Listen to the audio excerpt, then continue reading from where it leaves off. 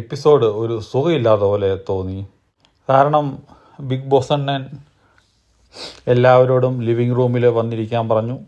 എന്നിട്ട് പറഞ്ഞു, ഇന്ന് ഒരു വെറൈറ്റി ആയിട്ടാണ് ഞാൻ വന്നേക്കുന്നത്. സാധാരണ നേരത്തെ ഇതുവരെ എന്ന് പറയുമ്പോഴത്തേനും എല്ലാവരും ഓരോരുത്തരെ കൺഫെഷൻ റൂമിലേക്ക് വിളിക്കും. ആരെയാണ് നോമിനേറ്റ് ചെയ്യേണ്ടത് അവരെ പേര് പറയുക, റീസൺ പറയുക, തിരിച്ചു പോയി അവിടെ പോയി ഇരുന്നോളാൻ പറയും. പക്ഷേ ഇന്ന് ബോസ് അണ്ണൻ പറഞ്ഞു, സായി ഏലും വജ്രം പുള്ളിയുടെ കയ്യിലായിരുന്നുകൊണ്ട് പുള്ളി രക്ഷപ്പെട്ടു, പുള്ളിക്ക് എലിമിനേഷൻ ഇല്ല. പിന്നെ ക്യാപ്റ്റൻ ആയ നന്ദനയ്ക്കും ഇല്ല. ബാക്കി എല്ലാവരോടും പറഞ്ഞ് രണ്ടുപേരെ ആദ്യം അഭിഷേകിനെയും ജാസ്മിനെയും വിളിച്ചു. അഭിഷേക് പറഞ്ഞു ഞാനൊരു സംഭവമാണ്. ജാസ്മിനും പറഞ്ഞു ഞാൻ അതിനേക്കാൾ സംഭവമാണ്, ഞാൻ ആദ്യം തൊട്ട് ഇവിടെ വന്നേക്കുന്ന ഒന്നാം തീയതി തൊട്ട് അവരുണ്ട്. അഭിഷേക് പറഞ്ഞു നിൻ്റെ സംസാരം ശരിയല്ല, നീ വീട്ടിൽ നിന്ന് പഠിച്ചു വന്നേക്കുന്നതാണ്.